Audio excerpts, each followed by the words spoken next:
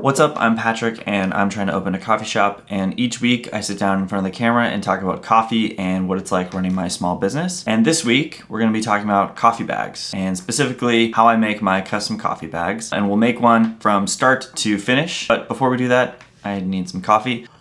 It's good stuff. This is a delicious geisha that is only for my Patreon supporters because I didn't buy a lot of it and they get first dibs, I guess. Anyway, it's really good. Geishas are tricky to roast, truthfully. It's all the more difficult because they're very expensive too. So I don't do them very often, but this one is great. Hope you enjoy it. Now, before we make our custom coffee bag, we needed a design and I think we need some inspiration. So I'm gonna just grab something real quick.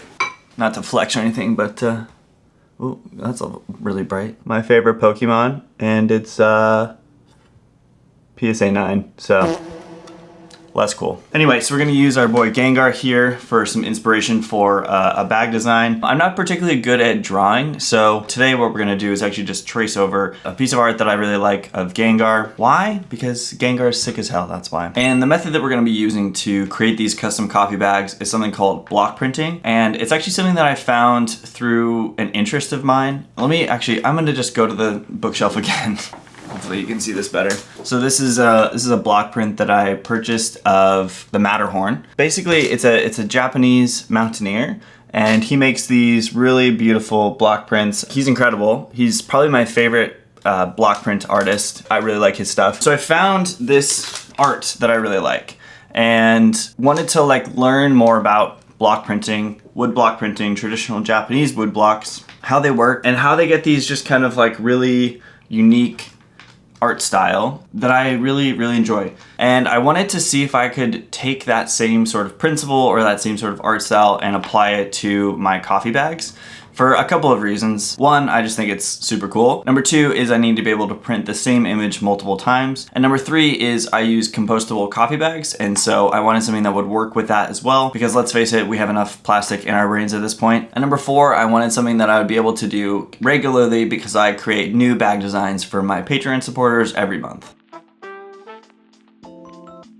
So now that we have our design created, all we need to do is transfer it from the iPad to the rubber block that we're gonna carve it out of. So for this next step, I just grab a piece of tracing paper and some double-sided tape and tape the paper over the top of the iPad screen. I also make sure that the design is the right size for the coffee bags that I use. And then from there, I simply trace the design with pencil. The important thing here is to make sure that you make thick enough marks with the pencil that the graphite will rub off onto the block print. Once we have our design traced onto our paper, we're just gonna press that onto our rubber block. And if your design isn't pressed super well and it's hard to see some of the lines, I tend to just go over it with a pencil again, just to make sure that those lines are nice and sharp and easy to identify. And for this design, we're actually gonna do the same design twice on two different blocks, and I'll talk about why in just a sec. The next step is actually my favorite step, which is carving the design. For our first design, we're actually just gonna be carving out the outline of Gengar here, and the second block, we're gonna be carving out the inside layer. This process is really satisfying because the tools that you use to carve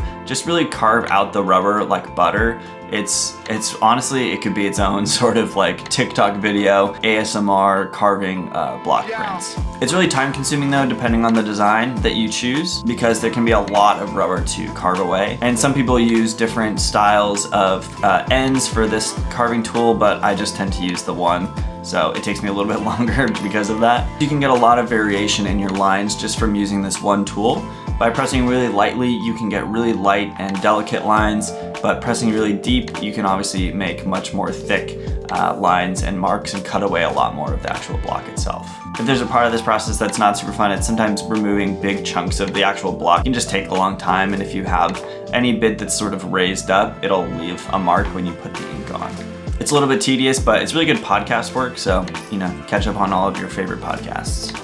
And now that we have our outline carved away, I tend to cut around the outside of the design because otherwise it's really big and bulky, and sometimes it can kind of flop down on top of the actual bag. Most people, I think, don't do this because it's easier to line up your prints on top of each other when they're the same, but I just tend to cut them away because of space and yeah, I don't know, that's how I do it. Once I've cut away the bulk of the excess block, I tend to just go in and clean that up so that no ink is gonna get on the outside of the design. And our finished product looks something like this. For our second block, we're actually just gonna be cutting away the exact opposite of what we did for our first block. I find this to be a little bit easier because you're really just tracing over the pencil marks that you made versus cutting around those pencil marks and trying to like move the tool in sort of weirder ways. Again, cutting away the excess block and trimming around the design to make sure that there's nothing that's gonna get ink on it outside of where we want. Next up, we're going to be putting ink down and mixing it together to get the colors that we want. So Gengar is purple, so we're going to be using red and blue and mixing in a little bit of white in there as well. What's nice about these inks is they're all water soluble, so if you get anything on my coffee table, for example, it's really easy to spray it down and wipe it away, and it usually doesn't leave any marks. Now for Gengar, we're going to be doing multiple colors, which is not something I have a ton of experience with, so I'm sure there's better ways to do this. I know a lot of people will use multiple blocks instead of just two, one for each color essentially. This will definitely lead to the colors sort of bleeding into each other more, but it's honestly a look that I like, so it really doesn't bother me at all. I use these smaller rollers because it's a little bit easier to apply the ink where I want it versus getting it all over the block and having to wipe away a bunch of it. And before we press on our block, it looks something like this. The important thing here is just to make sure that you have ink all over the block itself and that it's the right consistency. You want it to be a thin layer of ink, but not too thin and not too thick. It's a bit of a tricky balance to know if you've gotten it right, but a good gut check is really just to rub your roller across the ink, and if it sort of sounds like tearing paper really lightly, then you're in the right ballpark.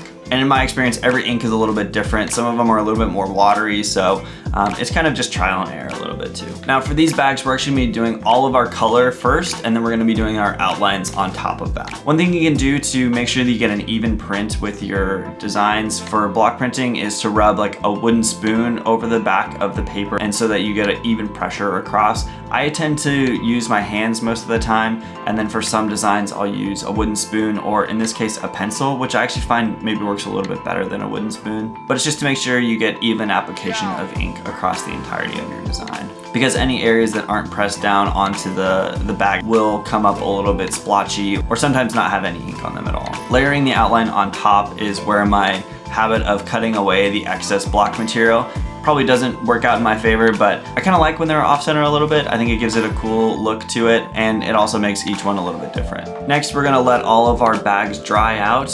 This is a really important step because if you try to handle these before they're fully dried, you'll smear all of the ink and it'll be a whole mess. So I tend to let these dry for several hours before I handle them and fill them with coffee. And again, the cleanup is really easy for all of this because all of these inks are water soluble. So you can just throw your blocks into the sink and rinse off all of the tools that you use. And lastly, make sure they're sealed so that the beans stay nice and fresh. And that's pretty much it. That's how I block print my custom coffee bags each month for my Patreon supporters. And after that, oh, hang on one sec. I think somebody's at the door.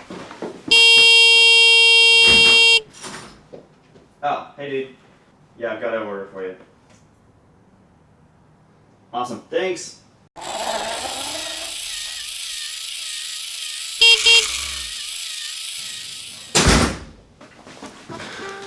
Love that guy, he's the best. And that's pretty much it. That's how I make my custom coffee bags. I'm definitely new to this whole thing and still learning a lot, but I'm having a lot of fun doing it, and I just love the medium itself too. It's really fun to work with, to be able to have a design that you can print over and over and over again. You can print it on canvas, you can print it on coffee bags, you can use it on clothing. It's really versatile, and I find that super interesting. And I'm definitely nowhere near the beautiful Japanese block prints that I love so much, but it's fun to be able to take that medium and sort of shrink it down and do like a really basic version of it. Anyway, that's it for me. Thank you so much for watching, and I will see you Monday.